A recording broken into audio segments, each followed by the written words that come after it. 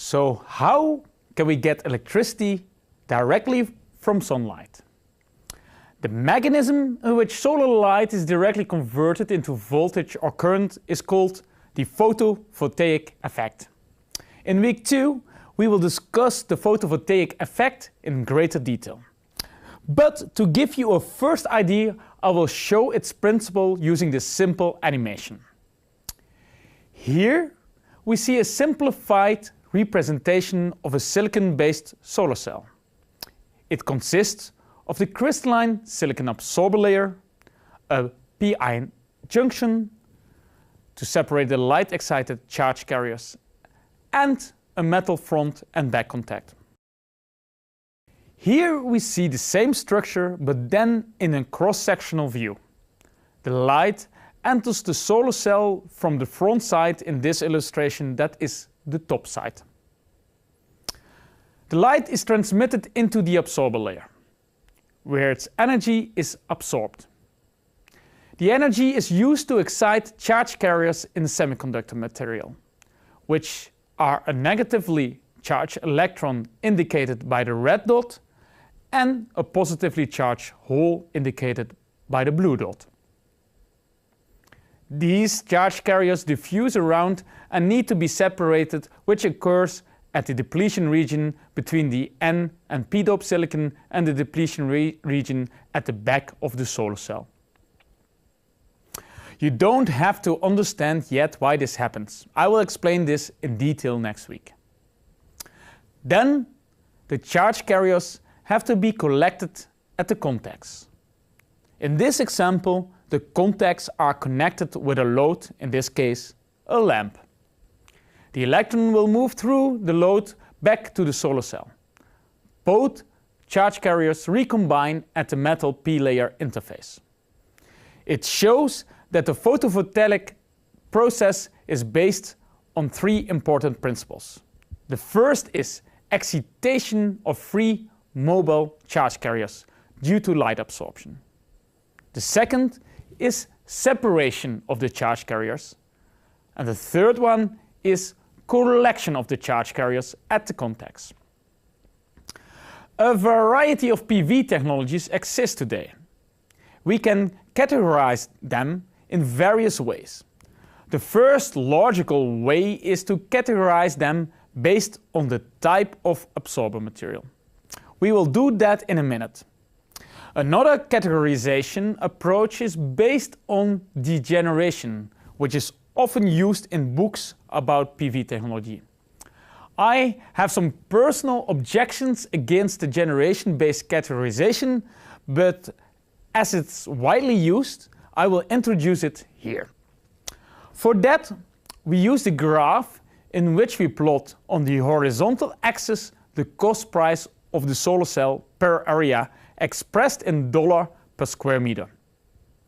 So solar cells made of expensive materials or using expensive processing methods will be further to the right on this axis. The conversion efficiency is the fraction of the energy in the solar light which is converted into electricity, which is represented by the vertical axis. The efficiency scales with the energy yield of the solar cell. The larger the efficiency, the larger the generated power per area will be. This power is expressed in watts per square meters. For example, standard test condition for solar cells means an irradiance of 1000 watts per square meters. This means a solar cell with conversion efficiency of 10% produces under standard test conditions a power output of 100 watts per square meters. It means that the slope of the dashed line is equal to the watt per dollar, or in other words, it's reciprocally linear with the cost price per watt peak. The cost price per watt peak corresponds to the cost price of the energy generated by the solar cell. In this example, the dashed line represents $0.50 per watt. If the slope of these dashed lines is very steep, the cost price per watt is low. Whereas when the slope of the dashed lines becomes less steep, the cost price per watt peak is getting significantly higher. To compete with other energy sources, you would like that your PV technology overlaps with the steepest lines in these graphs. The first generation PV technology is based on using very pure bulky semiconductor materials, like crystalline silicon. Pure materials means less defects, and in general, solar cells with a relatively high efficiency can be manufactured. However, high quality materials requires more expensive production processes, which in general makes the cost price per area solar cell larger as well. The light gray circle roughly shows the area in which you would find the first generation PV technology. What is the second generation PV technology? These are PV devices which are firstly based on thin film solar cells. Thin film implies that less material is used, which makes the solar cells cheaper. Secondly, these solar cells are manufactured using cheaper processing technology. As a consequence, the materials have more defects, resulting in lower performances. Although the solar cell's efficiency is lower due to the lower cost price per area, the cost price per watt of the second generation PV technology is significantly lower. The blue area represents the so-called Shockley-Queisser limit, which will be introduced in week 3. Given the shape of our solar spectrum and the band gap of the materials used, the Shockley-Queisser limit tells us the theoretical maximum conversion efficiency of the solar cell. Third generation PV technologies are based on solar cell concept which try to tackle the Shockley-Queisser limit. So third generation PV technology would be solar cell with higher conversion efficiencies in reference to the first and second generation.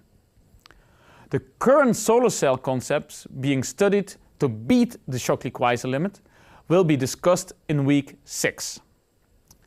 Furthermore, the cost price of the materials and processing techniques used to process the third generation solar cells are expected to be cheap as well. The result is that the third generation solar cell technology overlaps with the steepest dashed lines in this graph, meaning that third generation technology would have the lowest cost price per watt peak. However, beating the Shockley-Queisser limit for most concepts is a challenge itself. Making these complex concepts cheaply is a completely different ballgame. Next to categorizing the PV technologies in the 3 generations, we indicate the various PV technologies based on the semiconductor material used as absorber layer in the solar cell. The most dominant PV technology is based on crystalline silicon wafers. This technology represents around 90% of the current PV market and belongs to the first generation PV technology. We will discuss this technology in great detail in week 4. Another PV technology based on silicon is thin film silicon. In this case, no crystalline silicon wafers are used, but very thin layers of silicon which are deposited on glass or a flexible substrate. The silicon does not have the same lattice structure and can be amorphous or nanocrystalline. This technique belongs to the second generation PV technology and will be discussed in week 5. An alternative thin film PV technology is based on 2,6 semiconductor, the cadmium telluride.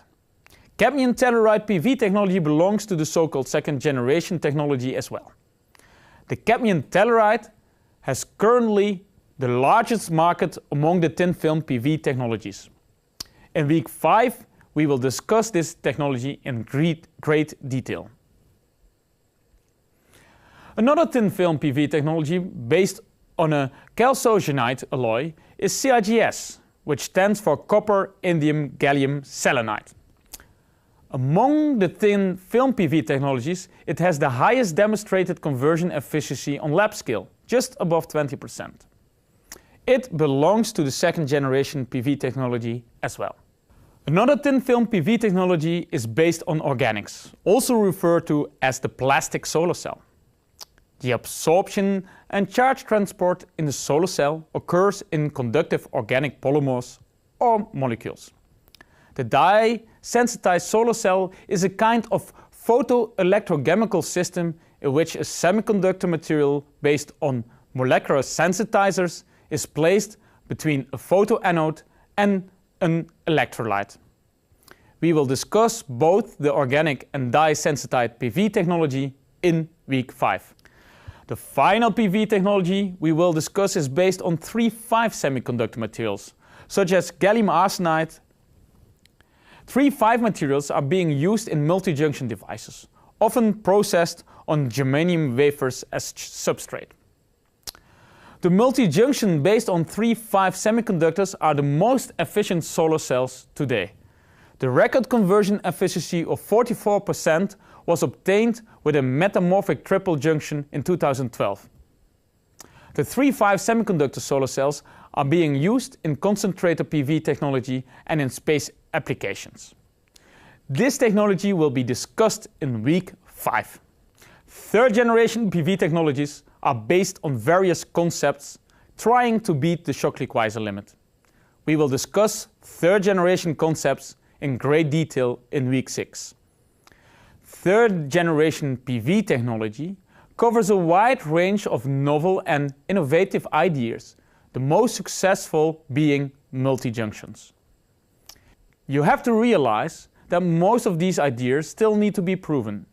Some of these ideas are quantum dot solar cells, absorber layers exhibiting multiple exciton generation, intermediate bandgap solar cells, hot carrier solar cells, spectral conversion using down converters or up converters.